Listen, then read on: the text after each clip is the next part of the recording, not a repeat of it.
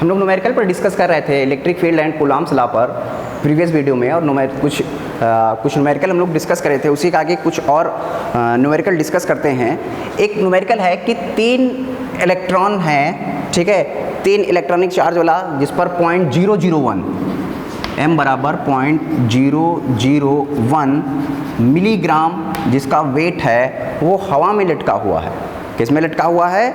हवा में लटका हुआ है। एक तेल की बूंद है, ठीक है, जिस पर 3 इलेक्ट्रॉन के बराबर चार्ज है और किसी इलेक्ट्रिक फील्ड में वो लटका हुआ है। तो हमसे कह रहा है कि उस पर इलेक्ट्रिक फील्ड कितना है, उसकी इलेक्ट्रिक फील्ड आपको कैलकुलेट करनी है।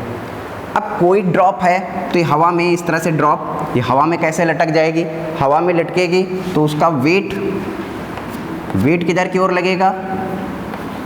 वेट हमेशा सेंटर की ओर, नीचे की ओर लगेगा mg, और इलेक्ट्रिक फील्ड ऊपर की ओर, तभी तो ये हवा में लटकेगा। ऐसे तो हवा में लटक नहीं सकता, जब इक्वल और अपोजिट फोर्सेस लगे होंगे तो हवा में लटक जाएगा। इस तरह से ऑयल ड्रॉप, ये जो आप देख रहे हैं ऑयल ड्रॉप, ये ऑयल ड्रॉप किसमें? हवा में लटक गई, ठीक है। अब ये अगर हवा में लटक गई तो यानी QE बराबर mg, तो यहाँ से हम क्या लिख देंगे? QE बराबर mg, ठीक है। यहाँ से E बराबर क्या हो जाएगा? E बराबर mg अपॉन q। तो यहाँ से हम क्या करेंगे? E बराबर mg अपॉन q, तो m की वैल्यू रख देंगे, g की वैल्यू रख देंगे, और q भी हमें पता है, और रख के सॉल्व कर देंगे। m कितना दे रखा है? ये मिलीग्राम में है, ठीक है। मिलीग्राम को सबसे पहले ग्राम और फिर ग्राम से किलोग्राम, ठीक है। तो कैसे? 10 की पावर -6, ठीक है, 10 की पावर -6 और 10 की पावर 3, ये यानी 10 की पावर 9, यानी m बराबर यहाँ पर कितना लिख देंगे? 10 की पावर -9 kg।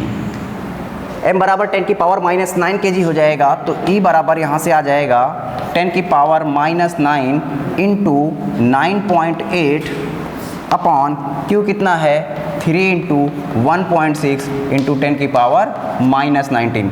ये आपका कितना हो जाएगा? 9.8 अपॉन 4.8 इंटू 10 की पावर 10, ये ऊपर जाएगा 10 की पावर 10 हो जाएगा, ठीक है। यहाँ से सॉल्व कर देंगे, ये अप्रॉक्स 2 आ जाएगा, 2.05 के आसपास।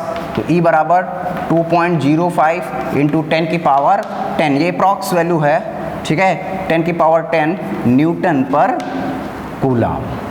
तो इस तरह से अगर आपको इलेक्ट्रिक फील्ड कैलकुलेट करनी हो तो आप आसानी से कैलकुलेट कर सकते हैं। अब दूसरे न्यूमेरिकल पर डिस्कस करते हैं।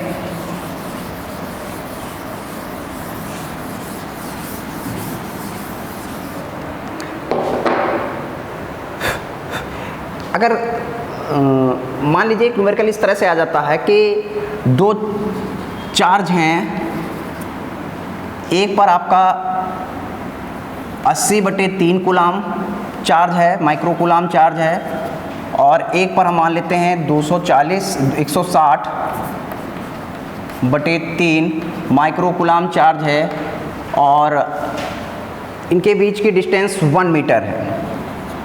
इनके बीच की डिस्टेंस 1 मीटर है, तो इस पर फोर्स कितना लगेगा? बड़ी आसानी से आप कैलकुलेट कर देंगे, कूलाम्स लॉ लगा देंगे, Q1 Q2 upon r², easily calculate हो जाएगा। लेकिन अगर हम ये कह दें कि इन्हें आप जो है कनेक्ट कर देते हैं, आप इस चार्ज को कनेक्ट कर देते हैं, तब इस पर फोर्स कितना हो जाएगा? अगर इस चार्ज को आप कनेक्ट कर दोगे, तो जब कनेक्ट करोगे तो ये इन पर चार्ज डिस्ट्रीब्यूशन होने लगता है, चार्ज डिस्ट्रीब्यूट करने लगता है, और चार्ज तब तक डिस्ट्रीब्यूट होता रहता है जब तक कि इन दोनों के चार्जेस बराबर नहीं हो जाते, सेम नहीं हो जाते। तो आप कैसे निकालोगे? कनेक्ट करने के बाद Q is equal to Q1 plus Q2/2, ठीक है। तो कितना हो जाएगा? 80/3 प्लस 160/3/2 गुणे 10 की घात -6 माइक्रो में था, ठीक है। तो कितना हो जाएगा? 240/6 गुणे 10 की घात -6, यानी कितना हो जाएगा? 40 गुणे 10 की, यानी आगे अब कनेक्ट करने के बाद चार्ज कितना हो गया?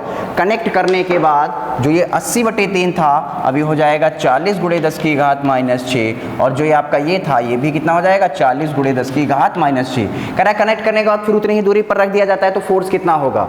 तब आप फोर्स आपको कैलकुलेट करना है। तब फोर्स कैसे कैलकुलेट करेंगे? फिर वही फार्मूला लगा देंगे कूलॉम्स लॉ का, ठीक है, कि F is equal to 1/4 pi epsilon naught Q1 Q2 upon R square. तो ये हो जाएगा 9 इंटू 10 की पावर 9, Q1 कितना है गया 40 गुणे 10 की घात माइनस 6 गुणे 40 गुणे 10 की घात माइनस 6 बटे कितना हो जाएगा 1 मीटर है। कैलकुलेट कर देंगे तो कितना हो जाएगा 6 6 12 और ये हो गया 9 10 और 11 यानी 10 की पावर माइनस 1, 10 की पावर माइनस 1। ठीक है, ये हो गया जा करके 4 चक्कू 16, 16 9 144, तो ये 144 हो जाएगा। तो आंसर कितना आ जाएगा 14.4 न्यूटन। तब फोर्स कितना हो जाएगा 14.4 न्यूटन। ये कब, ये उस मैंने सेकंड पार्ट इसका बताया, या कह दिया जाए जब कनेक्ट कर दिया जाता है तब। अगर कनेक्ट नहीं करते तो आप सीधा फार्मूला लगा देते, अगर कनेक्ट कर दिया जाए तब आप क्या लगाएंगे, तब आप इस तरह से सॉल्व करेंगे क्वेश्चन। क्लियर है?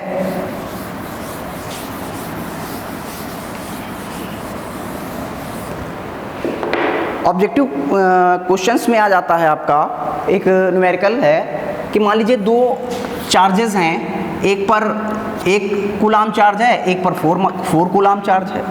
ठीक है, बीच की दूरी कुछ भी मान लेते हैं, ठीक है, बीच की दूरी r मान लेते हैं, दिया हुआ है। तो कह रहा है ये इस पर कितना फोर्स लगाएगा और ये इस पर कितना फोर्स लगाएगा, उसका रेशियो निकालिए, F1 रेशियो F2। तो आपको बता दें, आप फार्मूला लिखते हैं F is equal to 1/4 pi epsilon naught Q1 Q2 upon R square, ये लिखते हैं। तो चाहे आप 1 इंटू 4 करें या 4 इंटू 1 करें, मैग्नीट्यूड में वही इक्वल आएगा। तो ये इस पर कितना फोर्स लगाएगा, ये इस पर कितना फोर्स लगाएगा, वो तो इक्वल फोर्सेस लगाएंगे, इक्वल फोर्सेस लगाएंगे। Q1 Q2 जब आप करेंगे तो वही आ जाएगा कैलकुलेट होके। तो जब कभी भी आपका ऐसे आ जाए कि F1 रेशियो F2 कितना होगा, तो आप क्या लिख देंगे वहां पर 1 रेशियो 1 लिख देंगे, क्योंकि आप पहले इससे निकालेंगे फिर इससे निकालेंगे, आएगा वही। जब दोनों चार्जेस आपके क्या होते हैं, दोनों चार्जेस सेम होते हैं, तो क्या करेंगे आप इससे कैलकुलेट करेंगे, 1 इंटू 4 करें तब भी 4, 4 इंटू 1 करें तब भी 4। तो यानी दोनों कैसे लगाएंगे, दोनों सेम फोर्स लगाएंगे। जब रेशियो में रखेंगे तो क्या आ जाएगा, दोनों डिवाइड हो जाएंगे, तो क्या लिखेंगे 1 रेशियो 1 लिखेंगे। इस तरह से क्वेश्चन को सॉल्व करेंगे। अगर इसी क्वेश्चन में कह दिया जाए, इस तरह के क्वेश्चन आ जाते हैं कि कोई दो चार्जेस हैं, 1 कूलाम 4 कूलाम, ठीक है, बीच की डिस्टेंस 1 मीटर, और इस पूरे सिस्टम को, तो इन पर फोर्स कितना होगा, और इस पूरे सिस्टम को वाटर में रख दिया जाता है जिसकी डाइलेक्ट्रिक कांस्टेंट के बराबर 80 है। ठीक है, जिसका डाइलेक्ट्रिक कांस्टेंट के बराबर 80 है, या 8 है, 4 है, 2 है, कुछ भी कह दिया जाए, तब आपसे पूछ दिया जाए कि अब इनके फोर्सेस का रेशियो क्या होगा। अब अगर इनके फोर्सेस का रेशियो निकालें तो आपको कैसे पता कि F इज इक्वल टू, पहले इन एयर की बात करते हैं, एयर की बात करें तो क्या हो जाएगा 1/4 pi epsilon naught Q1 Q2 upon R square. लेकिन जब आप डाइलेक्ट्रिक में रख देते हैं, ठीक है, मीडियम कर देते हैं, यहाँ पर आपने मीडियम लिख दिया, जब आपने मीडियम में रख दिया तब आपका क्या हो जाएगा 1/4 पाई एप्सिलॉन नॉट के लिख जाता है, Q1 Q2 अपान, बाकी तो सेम रहेगा। अब दोनों को आपने क्या कर दिया, डिवाइड कर दिया, इस तरह से डिवाइड कर दिया। तो डिवाइड होने पर क्या हो जाएगा, ये 1/4 पाई, ये 1/4 पाई, ये कैंसिल आउट हो जाएगा, R square cancel, Q1 cancel, तो ये K कहाँ चला जाएगा, K चला जाएगा ऊपर। तो F air upon F medium is equal to K आ जाएगा आपका, और K की वैल्यू कितनी है 80। तो F air ratio F median is equal to 80 ratio 1। ठीक है, तो क्या आ जाएगा 80 रेशियो 1, यानी जो मीडियम का फोर्स है वो 80 टाइम्स रिड्यूस हो जाएगा। जो आप मीडियम में रख देंगे, क्योंकि आपने क्या लिखा है कि F is directly proportional to 1/K, 1/K के डायरेक्टली प्रोपोर्शनल है, या इन्वर्सली प्रोपोर्शनल बोल सकते हैं कि इन्वर्सली प्रोपोर्शनल ऑफ K के इन्वर्सली प्रोपोर्शनल है। तो इसका मतलब अगर किसी मीडियम में रख देंगे तो फोर्स क्या हो जाएगा, फोर्स आपका रिड्यूस कर जाएगा। इस तरह के भी क्वेश्चन आपके ऑब्जेक्टिव में आ जाते हैं, पूछे जाते हैं न्यूमेरिकल। कुछ और पॉइंट्स पर डिस्कस करते हैं।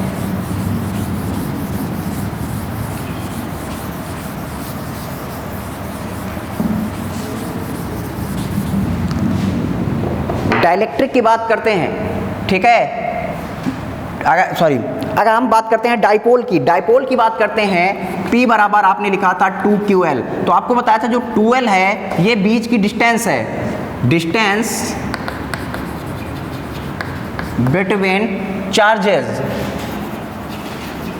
कैलकुलेशन आसान हो जाए न्यूमेरिकल में, इसलिए वहाँ पर 2L लिखते हैं। मान लीजिए कोई एक डाइपोल बना रहा है जिसके बीच की दूरी 5 एंगस्ट्रॉम है, 5 एंगस्ट्रॉम है, और इस पर चार्जेस कितने हैं, +2 माइक्रोकूलम और -2 माइक्रोकूलम। तो कह रहा है टॉर्क कितना लगे, इसका जो डाइपोल होगा, ठीक है, डाइपोल मोमेंट आपको पता करना है। तो P बराबर जब आप L लिखेंगे तो L की जगह पर 5 नहीं लिखेंगे, 2L की जगह 5 लिखेंगे, क्योंकि distance between the charges is called 2L, तो उसको हम लोग 2L कहते हैं। तो 2L क्या, तो अब आप P बराबर लिखेंगे तो P बराबर Q इंटू 2L, यानी डिस्टेंस। तो Q आपका कितना है, कोई भी एक चार्ज 2 माइक्रोकूलम, 2 की पावर -6 कर दिया, और 2L कितना है, 5 एंगस्ट्रॉम है, तो 5 इंटू 10 की पावर -10 लिख देंगे, तो कितना आ जाएगा, 10 इंटू 10 की पावर -11 हो जाएगा, -16 हो जाएगा। तो ये कितना हो जाएगा, 1 इंटू 10 की पावर -15 मीटर, या 1 फर्मी, सॉरी ये आपका कितना हो जाएगा, कूलाम मीटर,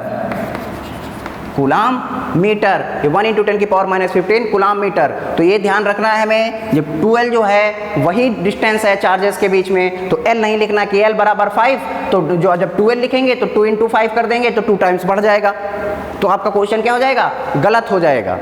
ये ध्यान में रखना है, जब न्यूमेरिकल सॉल्व करने हैं तो हमें इन क्वेश्चन, इस तरह के टॉपिक पॉइंट पर, ठीक है, ध्यान देना है। अगर आप ऐसा नहीं करेंगे तो क्या हो जाएंगे, आपके क्वेश्चन गलत हो जाएंगे।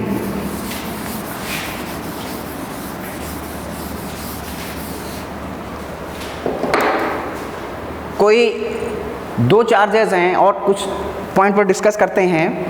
कोई 2 चार्जेस हैं, दोनों चार्जेस प्लस मान लेते हैं। मान लीजिए प्लस का Q1 है और ये भी प्लस का Q2, ये भी प्लस का Q1 है। अब कह रहा है कि एक Q चार्ज को कहाँ पर रखे कि इलेक्ट्रिक फील्ड 0 हो, क्या हो जाए, तो दोनों प्लस में होंगे तो कहीं मिड पॉइंट हमें मिल जाएगा, बीच की डिस्टेंस R है, ठीक है, बीच की डिस्टेंस R है। तुमसे कह रहा है कि वो मिड पॉइंट फाइंड आउट करिए कि जहां पर इलेक्ट्रिक फील्ड क्या हो, 0, तो वो मिड पॉइंट हम यहां मान लेते हैं, या 1 मीटर कर लेते हैं इसको, 1 मीटर है, तो हमसे कह रहा है यहाँ पर ये इसको x मान लिया, तो ये कितना हो गया, 1 - x। अगर दोनों प्लस के हैं तो कहीं बीच में हमें कोई पॉइंट मिल जाएगा जहाँ पर इलेक्ट्रिक फील्ड 0 आएगी, क्योंकि ये प्लस के करंट ये इधर की ओर लगाएगा, ये इधर की ओर लगाएगा, तो एक पॉइंट हमें मिल जाएगा जहाँ पर इलेक्ट्रिक फील्ड 0 होगी। तब आप कैसे दिखाएंगे यहाँ पर कि E1 - E2 बराबर 0, दैट्स मीन E1 बराबर E2 कर देंगे, तो आ जाएगा आपका 1/4 पाई एप्सिलॉन नॉट Q/x², जबकि दूसरे वाले में क्या लिखेंगे, 1/4 pi epsilon not Q/1 - x²। तो ये कैंसिल, ये और ये कैंसिल, तो क्या हो जाएगा कि x² बराबर 1 - x²। तो x बराबर क्या ले लेंगे, ±1 - x, ठीक है। अगर प्लस का लेंगे तो x बराबर क्या हो जाएगा, 1 - x, तो 2x बराबर 1, x बराबर 1/2, ठीक है। यानी 1/2 मीटर पर हमें इलेक्ट्रिक फील्ड क्या मिल जाएगा, 0 ले लेंगे। माइनस लोगे तो कैंसिल आउट कर देगा, वो तो वैलिड नहीं होगी वो वैल्यू। तो इसका मतलब क्या करेंगे, x बराबर 1.2 पर एक पॉइंट हमें 0 मिल जाएगा। अगर मान लीजिए प्लस माइनस के चार्ज होते तब क्या करते, ये मान लीजिए प्लस का है, या ये माइनस का है, या ये माइनस का है, ये प्लस का है, कुछ भी कर सकते हैं। तब हमें क्या करेंगे, तो तब हमें कहीं पॉइंट बाहर मिलेगा, या तो इधर मिलेगा या इधर मिलेगा, इलेक्ट्रिक फील्ड 0, मिड में कहीं नहीं मिल सकता। क्यों, क्योंकि माइनस से चार्ज के कारण इलेक्ट्रिक फील्ड इधर, और प्लस चार्ज के कारण भी इलेक्ट्रिक फील्ड बाहर की ओर, तो मिड में कहीं भी वो पॉइंट नहीं मिलेगा जहां पर इलेक्ट्रिक फील्ड 0 होगी। फिर हमें कहां वो पॉइंट फाइंड आउट करना है, बाहर की ओर वो पॉइंट फाइंड आउट करना है। तब हम यहां से मानेंगे x डिस्टेंस पर, तब बीच में कहीं नहीं मानेंगे कि x डिस्टेंस पर वो जो है वैल्यू फाइंड आउट होगा। क्लियर है। तो अब जितने भी इस टाइप के न्यूमेरिकल हैं आप लोग सॉल्व करेंगे।